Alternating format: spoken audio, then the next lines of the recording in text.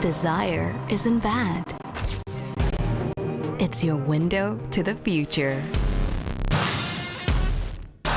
Go where.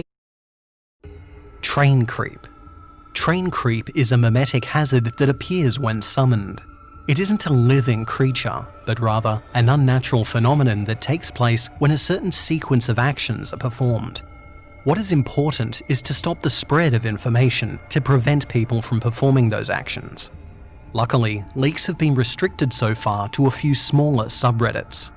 So resources were used to alter the information online, enough so that the ritual would fail, making people think the whole thing was a hoax. Had it spread much wider before it was caught, then the damage would be much worse.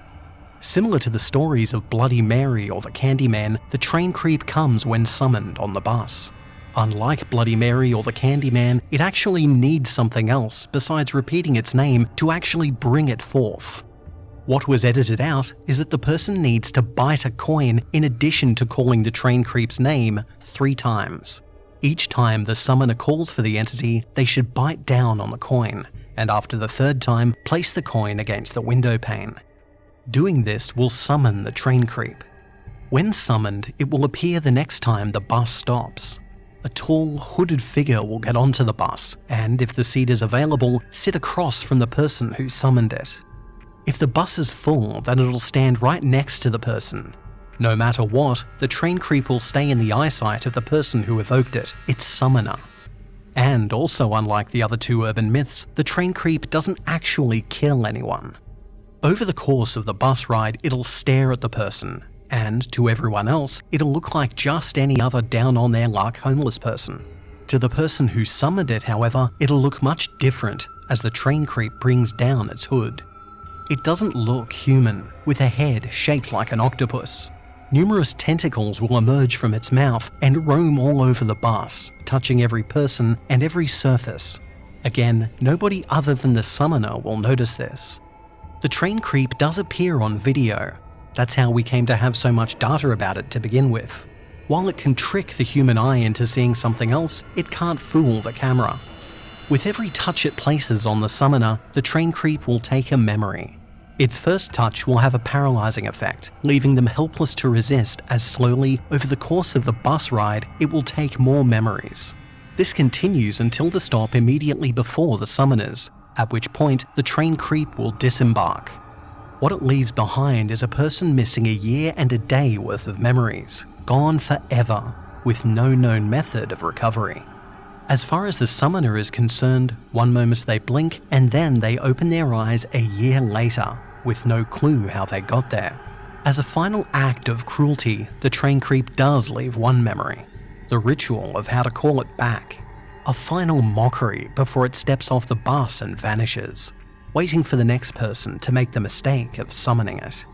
That is how knowledge of the ritual reached the internet. One of its victims had posted what happened to them in hopes of finding a cure or an answer to their missing memories.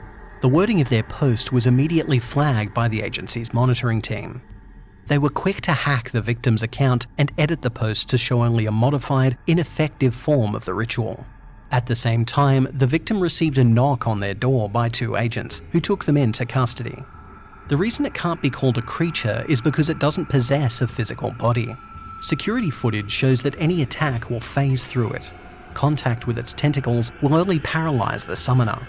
It might as well be smoke and empty air as far as other people are concerned. In addition to this, the train creep has never been seen outside of a summoning, nor does it display any real personality. It shows up, restrains the summoner, and takes a year and a day of memories. Then it leaves. With the aid of the person who posted the ritual to the internet, as well as a few death row inmates, several tests were conducted with varying results. Using the ritual outside of a bus or in a vehicle not used for public transit will fail to summon the entity. Thinking the words on a bus will also fail to summon it. The words must be spoken out loud in order to be effective. A coin also has to be used and placed on the window as well. Calling the train creep on a bus, subway or train will always summon the entity. But the vehicle has to be picking people up and dropping them off. An empty, static bus will not work. Using a rideshare will work to summon the entity, as long as the driver has room in their car to pick up the train creep. If there is no room, it will not be summoned. The driver will also not notice stopping to pick up the train creep. It would look to them that they just got another rider added to their queue. Other people in the same vehicle will also not notice anything anomalous about the creeper. To them, it was just another person getting into the car who doesn't like to speak.